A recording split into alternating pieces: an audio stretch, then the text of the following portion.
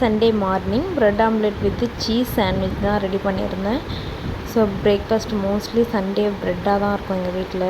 Morning கொஞ்சம் ஃபாஸ்ட்டாகவே breakfast முடிச்சிடலான்னு சிம்பிளாக வந்து ப்ரெட்டு தான் எப்பயுமே வச்சுப்பேன். ஸோ ப்ரெட்டு ரெடி பண்ணிவிட்டு பிரேக்ஃபாஸ்ட்டாக எல்லாருமே சாப்பிட்டு முடிச்சிட்டோம். ஸோ ஆஃப்டர்நூனுக்கு வந்து மாமாவும் அப்பாவும் கடைக்கு போயிட்டு ஃபிஷ்ஷு ப்ரான்லாம் வாங்கிட்டு வந்திருந்தாங்க.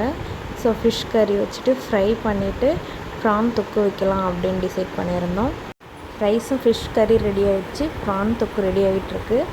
நெக்ஸ்ட்டு ஃபிஷ் ஃப்ரை பண்ணிடலாம். நான் எப்படி ஃபிஷ் ஃப்ரை பண்ணேன்னு கொஞ்சம் ஷார்ட்டாக பார்த்துடலாம். ஒரு அகலமான பாத்திரம் எடுத்துக்கலாம். அதில் இஞ்சி பூண்டு பேஸ்ட்டு, சில்லி பவுடர் 1 ஸ்பூன், மல்லித்தூள் 1/2 ஸ்பூன் போட்டுக்கலாம். ஹோம்மேட் மிளகாத்தூள் 2 spoon, fish fry masala, salt, ஃபைனலாக ரைஸ் ஃப்ளோர் 1 ஸ்பூன் ஆட் பண்ணிப்பேன். எல்லாமே நல்லா மிக்ஸ் பண்ணிவிட்டு இல்லை நல்லா பெனஞ்சிட்டு 10 to 15 மினிட்ஸ்க்கு அப்புறம் ஃப்ரை பண்ணி எடுத்துக்கலாம். எல்லாமே ரெடி ஆகிடுச்சு. எல்லாருமே சாப்பிட வந்து உட்காந்தோம். மாமா டைகர் மூவி போட்டிருந்தாங்க, அதை பார்த்துக்கிட்டே நாங்கள் சாப்பிட்டோம். எங்களுடைய சண்டே இப்படி தான் போச்சு. உங்களுக்கு எப்படி போச்சு கமெண்ட் பண்ணுங்கள்.